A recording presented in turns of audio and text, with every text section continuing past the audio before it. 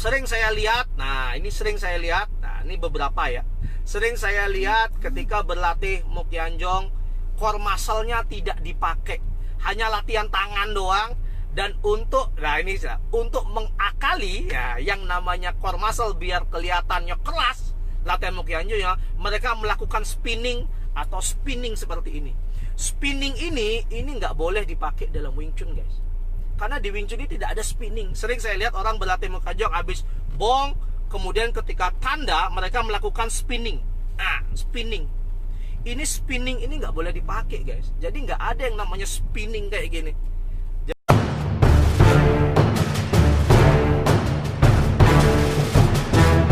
Bertarung. Dalam seorang praktisi Wing Chun ya, praktisi Wing Chun dalam bertarung itu sudut serangan menjadi sebuah pembelajaran yang sangat vital. Jadi kita nyerang itu nggak membabi buta, guys, karena hilang butanya jadi membabi gitu kan. Jadi yang paling penting nomor 2 dalam Mukyanjong itu adalah melatih sudut serangannya harus tepat. Jadi bagaimana kita mengambil ketika setelah bong di section 1, kemudian kita mengambil tanda, apakah sudut serangannya tepat atau tidak ketika diambil, apakah sudut serangannya, posisi badan kita terhadap Mukyanjong itu tepat atau tidak, apakah footwork kita presisi atau tidak. Baru diomongin. Pak Akwi Wing Chun Alvari, tenang saja Pak, nanti setelah corona nanti kita akan berikan, Pak. Sabar ya. Ya, nanti setelah corona, sekali lagi baru diomongin tadi Pak Akwi Wing Chun Alvari, nanti setelah corona kita akan jelaskan presisinya seperti apa. Mungkin tidak bisa satu keseluruhan dari konsep Mukyanjong, tapi kita akan jelaskan presisi sudutnya akarosnya seperti apa, sehingga pada akhirnya ketika kita berlatih kita tidak akan salah. Oke, Pak. Oke, thank you ya. Jadi ada sudut yang harus diikuti, guys, ketika kita melakukan tanda dari samping. Ini Mukyanjong. Nah, tandanya itu bagaimana? Oke, tandanya bagaimana? Kemudian ketika kita melakukan gansau itu seperti apa? Kwanzau-nya bagaimana? Tandanya bagaimana? Oke, kemudian semuanya itu ada sudut yang tepat yang harus dilatih dan semua mengikuti garis kotak yang ada dalam Wing Chun. Jadi nggak bisa kita bergerak itu asal. Sebagian saya lihat bergeraknya, footworknya sangat tidak presisi, sehingga pada akhirnya ketika berlatih Mukyanjong itu bahasa kita ya tidak efisien dan tidak sesuai dengan objektif yang ada dalam Mukyanjong. Oke, jadi itu yang nomor 2, melatih sudut serangan. Sekarang saatnya kita merefleksi dulu bener nggak sih cara kita berlatih Mukyanjong, sehingga pada akhirnya Mukyanjong itu benar-benar menjadi tools ya, alat bantu bagi kita ketika berlatih. Ya, thank you jempolnya. Ya, alat bantu ketika kita berlatih dan tepat gitu loh. Oke, ada sudut serangan. Oke, apalagi ketika kita melakukan tendangan ke lutut ya. Setelah kita kalau di section berapa itu ya, jadi yang setelah tag terus kita ngambil seperti ini, tanda terus tendang lutut. Nah, itu ada presisi langkah yang harus diikuti. Awalnya saya juga tidak tahu ketika diajarkan oleh Sifu David, ternyata wow sekali ya. Mukyanjong itu mengajarkan kita banyak hal sekali tentang konsep-konsep Wing Chun. Makanya di sini saya buka, minimal teman-teman paham dulu konsep apa sih yang dipelajari dalam Mukyanjong. Jadi bukan cuma sekedar mukul-mukul boneka kayu gitu ya. Oke. Yang nomor 2 pelajari sudut serangannya, dia harus presisi sekali. Kalau tidak presisi, maka yang terjadi adalah kita akan salah dalam mengaplikasikan konsep yang ada dalam Mukyanjong. Itu yang nomor 2, guys. Nah, yang nomor 3 apa? Yang nomor 3 kita tadi kayaknya ada yang kontak kali ya. Oke, jadi yang ketiga, ketika kita berlatih Mukyanjong, kita berlatih yang namanya footwork. Nah, berlatih namanya footwork. Jadi langkah pun dilatih. Setelah kita tahu sudut serangannya, kita juga harus melatih langkahnya. Bagaimana langkah yang benar, bagaimana gerakan kaki yang benar ketika melakukan footwork. Sifu David ketika melatih Mukyanjong sangat detail, sangat presisi sekali ketika mengenai footwork. Karena dalam Wing Chun, footwork itu nomor 1. Sering Sifu bilang, what is the most important practice in Wing Chun? Maka Sifu akan bilang footwork, footwork, and footwork. Langkah kaki, dan langkah kaki. Makanya kadang saya heran ketika banyak praktisi Wing Chun yang tidak melatih langkah kaki. Ini sebuah realita yang menurut saya sangat menyedihkan, guys. Karena footwork itu adalah konsep yang sangat penting dalam Wing Chun. Dan di Mukyanjong kita berlatih bagaimana melakukan footwork, perpindahan gerakan dari satu gerakan ke gerakan yang lain dengan presisi yang tepat. Pernah suatu ketika nih guys, saya berlatih dengan Sifu, berlatih Mukyanjong di depan Sifu. Footwork langkahnya, sudut langkahnya sudah benar. Kemudian Sifu bilang, ada satu kesalahan kecil yang kamu tidak perhatikan. Saya bilang, saya kira sudah bagus gitu kan guys. Ini cerita, saya kira udah bagus. Saya bilang, apa sih? Dia bilang, kamu tidak memperhatikan bagaimana perpindahan pergerakan heelmu ketika kamu melakukan footwork. Saya bilang, wow, hanya perubahan heel saja itu penting sekali. Bahwa footwork itu sangat vital, termasuk ketika kita melakukan, kalau yang ikut Wing Chun tahu Junma ya, atau pivoting stance. Itu bahkan ketika pivoting ya, pergerakan tumitnya pun diperhatikan oleh Sifu David. Sehingga setiap gerakan itu harus benar-benar presisi. Seperti dibilang sama Andrew Ma, hilang sedikit presisi sudutnya, maka Wing Chun-nya akan low. Ini realita guys, jadi saya mengalami sendiri. Ya, kita wave dulu ya. Sehingga ketika saya perbaikin dan benar-benar memperhatikan bagaimana ketika pivoting atau Junma dilakukan, maka yang terjadi adalah generating powernya jauh lebih besar sekali dalam berlatih Mukyanjong. Mukyanjong itu rasanya ringan banget ketika kita melakukan footwork dengan benar. Siungma-nya benar, Junma-nya benar.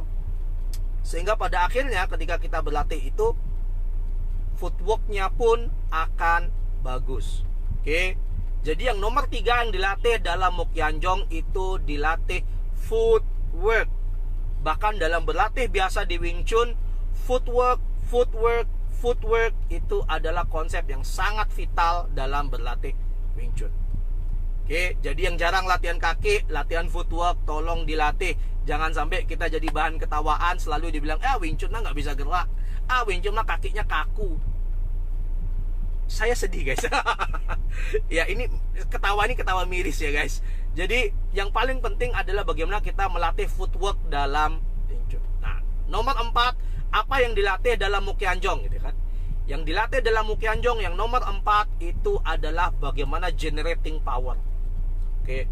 Jadi bagaimana kita menggunakan muscle ya, core muscle kita yang didukung, yang dikendarai oleh hips kita atau core muscle hips kita, itu melakukan generating power dalam melakukan setiap gerakan Wing Chun. Gerakan Wing Chun itu sangat powerful guys, sehingga ketika kita melakukan dengan konsep generating power core muscle yang benar, maka gerakannya akan sangat kuat. Sering saya lihat, ini beberapa ya, sering saya lihat ketika berlatih Mukyanjong, core muscle-nya tidak dipakai, hanya latihan tangan doang. Dan untuk mengakali ya, yang namanya core muscle biar kelihatannya keras, latihan Mukyanjong ya, mereka melakukan spinning atau spinning seperti ini. Spinning ini nggak boleh dipakai dalam Wing Chun guys, karena di Wing Chun ini tidak ada spinning. Sering saya lihat orang berlatih Mukyanjong habis bong, kemudian ketika tanda mereka melakukan spinning. Spinning ini nggak boleh dipakai guys. Jadi nggak ada yang namanya spinning kayak gini. Jadi badannya sengaja di spin, diputar gitu, dengan tangan diputar, sehingga pada akhirnya Mukyanjongnya kerasa keras, tak gitu kan. Spinning itu tidak ada dalam Wing Chun. Jadi konsep generating power itu benar-benar konsep yang stabil, berasal dari hips power, yang dimana dia mengunci badan atas dan badan bawah, sehingga ketika kita bergerak itu benar-benar footwork dan core muscle-nya yang bergerak, sehingga gerakannya santai. Jadi setelah di bong seperti ini, kemudian ketika tanda sebenarnya tidak perlu diginikan sehingga kelihatan keras, dia hanya relax aja. Karena kalau sudutnya benar, strukturnya benar, dengan posisi relax seperti ini, terus kita maju, duak, itu suaranya sudah sangat kencang. Jadi jangan mengakali ya. Kalau bahasa kita adalah jangan cheating. Jangan cheating ketika kita bermain Mokyanjong agar terlihat keren, terdengar keren, pada secara konsep salah. Jadi generating power itu penting, apalagi ketika kita melakukan Popeye Jong ya, ketika dua tangan seperti ini. Itu sangat luar biasa sekali ketika tek tek tek, kemudian tarik boom, ya melakukan Kwanzao, kemudian Popeye Jong. Popeye Jong itu bukan ditabrak dar gitu, bukan guys. Popeye Jong itu tangan hanya seperti ini, jarak hanya sedikit itu dari Mokyanjong, kemudian didorong dengan menggunakan inti core muscle. Boom. Rasanya dia langsung bergetar guys.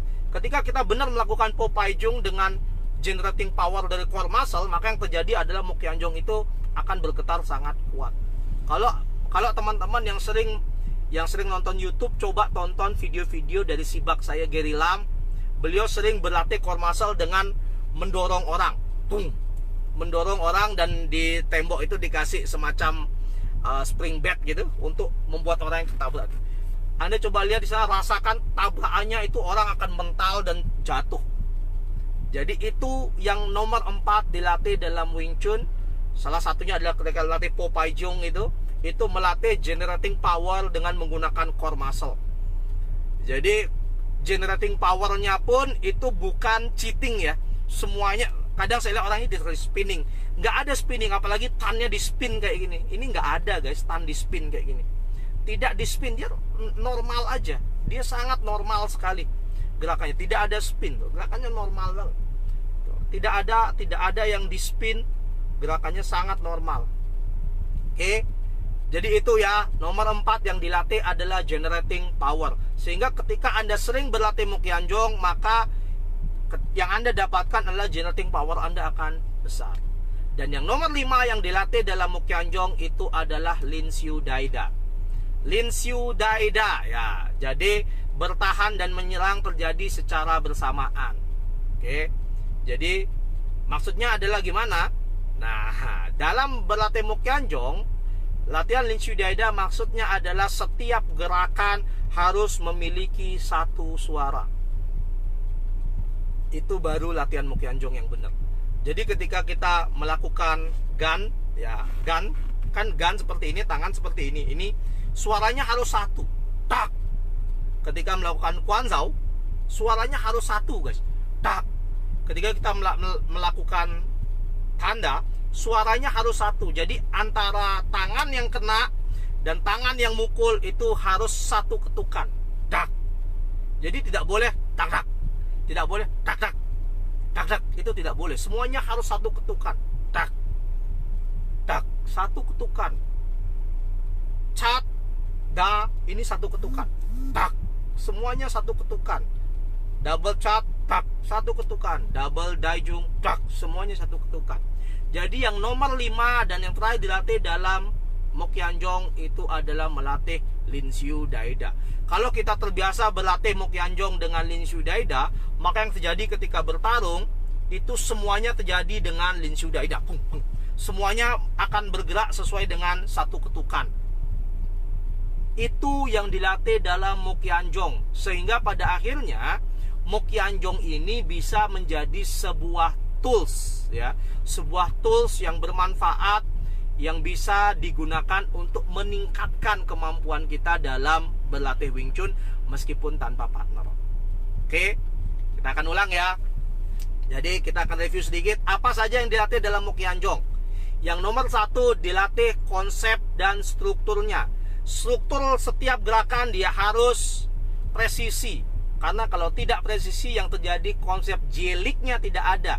Tidak boleh spinning, itu cheating guys. Nggak boleh di spin seperti ini, nggak boleh. Kalau spin seperti ini namanya cheating guys. Strukturnya harus pas, jadi tidak ada spinning. Konsepnya harus pas, strukturnya harus pas, sehingga konsep jelik atau membelokkan gayanya dia pasti presisi.